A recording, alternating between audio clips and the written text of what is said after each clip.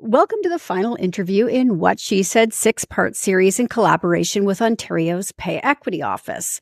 This series has been designed to inform and empower, and I highly encourage listeners to visit whatshesaidtalk.com to catch up on prior interviews and read more in-depth focuses on these topics by clicking the Pay Equity series at the top of the homepage. Today, however, I'm joined by Commissioner Kadie Philp to tie everything together. Welcome back, Kadie. It is always great to be here. Thank you, Candace. Technically, discrimination in pay based on sex, gender, or identity has been protected by the Canadian Charter for over 40 years, and several provinces across Canada have some form of pay equity legislation. So is it getting better? Yes, it's a good question, and one I face all the time because, as we've been talking throughout the show, we still see the gaps. But yes, so as you mentioned, every province has some form of legislation. And in fact, I think it's important to mention that, since 1997, every single province across Canada has decreased the gender wage gap from 6 to 13%. So you might say okay, 6% over the last 27 years, that's really slow. That's not great. But it's progress. And so I balk, when we hear people, mostly old white men from the World Economic Forum, say it's going to take 257 years to achieve economic equality or to close gaps. I kind of balk at that because I can look at the statistics, at least in Canada, and say, no, 6% or 13% in some cases over the last 27 years means that we're going to close it in maybe, 30 to 60 years, which is not great, but it's still much better than a prediction of 257. And I think what's important for us when we hear these statistics all the time is to really question them and ask about the data. Because, what keeps me going in my job every day, addressing this problem is that in fact, progress has been made. 50 years ago, women couldn't actually borrow money from a bank without a male signatory. Think about that. 42 years ago, as you mentioned in your opening question, sex-based discrimination was not even protected. 40 years ago, we didn't have a Pay Equity Act.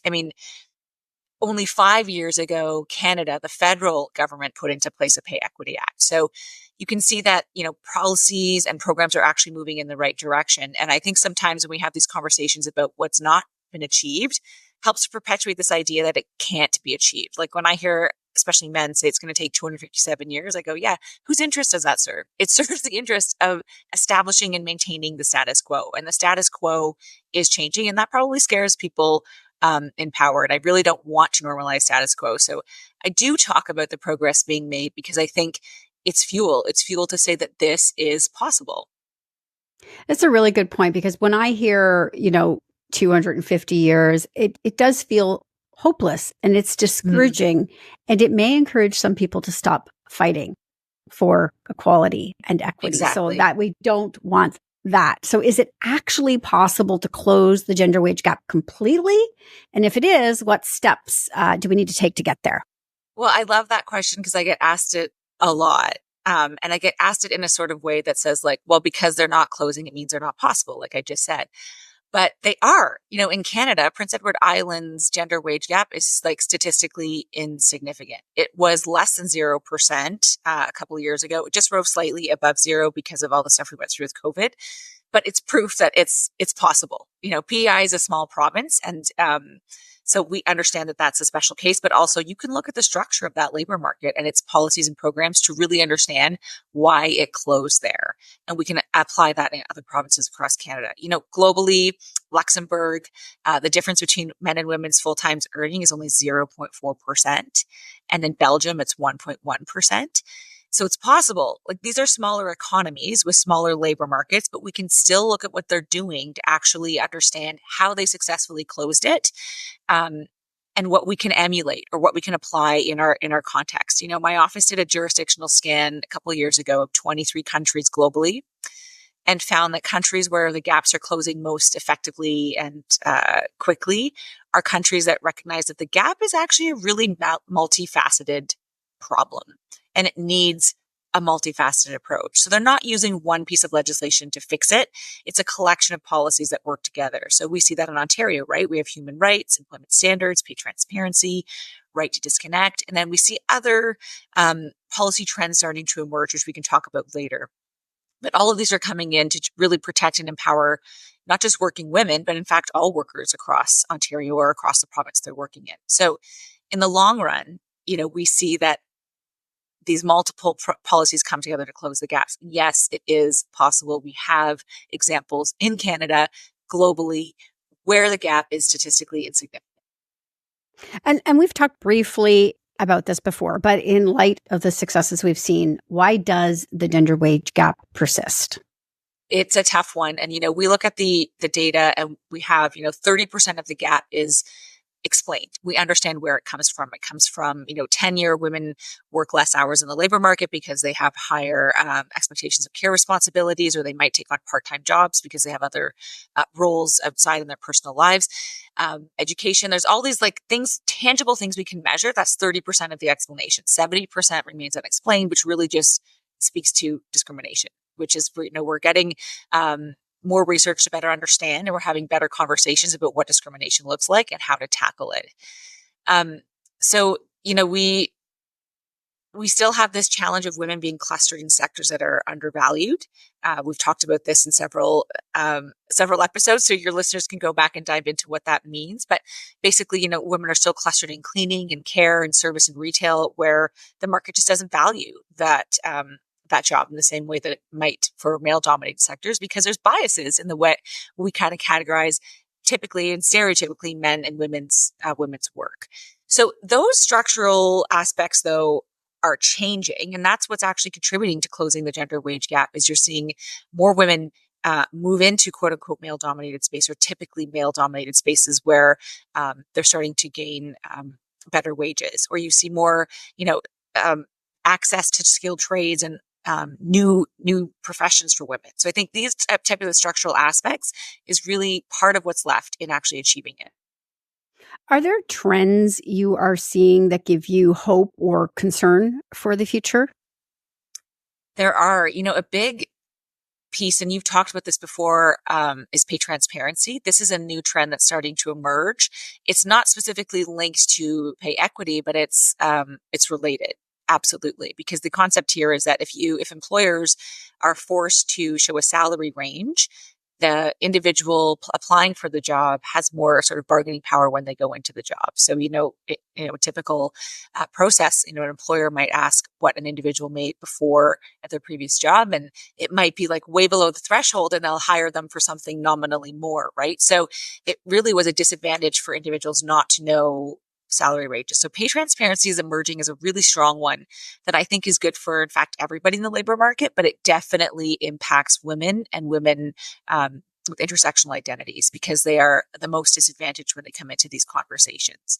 Another trend is, governments know that one policy is not going to fix it. And so you see now governments and even companies looking, how can we address this? So you see more support for childcare, because that's a huge issue we've talked about before, right? The disproportionate amount of childcare and care women do.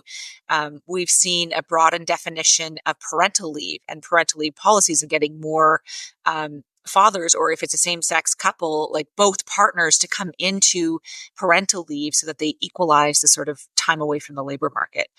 So the trend really is actually now starting to understand, what are these structural issues? It's women's access to paid labor.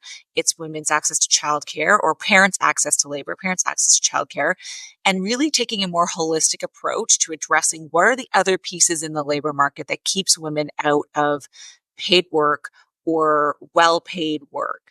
And that is a wonderful trend to see, because it means we're starting to shift our ideas about what's causing the gap and how to change the structures that have perpetuated it for so long.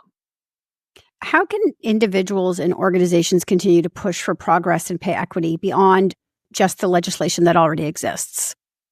This is a great question, because I think it is so much more than just legislation, right? This is a problem. It's not just for governments to solve. It's not just for women to solve, or underpaid individuals to solve. there needs to be employers coming to the table and have honest conversations about their hiring practices, their compensation practices, and really taking a look at the way that they hire and reward and value their employees. I think it's a multifaceted. Everyone's got to be involved in this. Government, employers, employees getting educated on what the challenges might be for them and what tools. We talked about this last episode. There's like so many places they can go if they feel like they're being discriminated against, but that's not well, promoted. So I think that's a big part, is the individual also getting educated and empowered to say, there's somewhere I can ask about this, or there's a tool I can use to get justice or economic justice for the work I'm doing. Is there a message you would like to leave What She Said listeners with regarding the importance of pay equity and their role in achieving it? This is totally unrelated to policy stuff. I would say you got to know your worth. I think this is a huge part, and we've had lots of conversations in the past around, there's a sort of socialization of women to not be aggressive or not ask for more or not stand up for ourselves and kind of be quiet and polite. Ask for more and know your worth and really understand. And if you're having, confidence issues or challenges, like do the research, go out and see what people in your comparable job are making. So you have some data to back you. Talk to your colleagues, find out what they're making, what their journey has been like. And if you have to get a coach or get somebody, a mentor that you can talk to, because I think it's just so valuable for women to understand what they bring to the table and their worth. It just makes their confidence so much stronger when they go in to have those conversations. I couldn't agree with you more. There is such value in community of women. So if somebody is listening and don't know their worth necessarily or struggle to define what that is, lean on other women. This show always highlights amazing, incredible women. So if you're looking for them, just go through past episodes of this show and you will find thousands of them across Canada, including yourself, Kadie. I can't thank you enough for joining me for this series. It's been really enlightening, but more importantly, empowering. And that is the whole message of What She Said, is to empower yourself. So thank you so much for joining me. It's been a pleasure. Thank you for having me.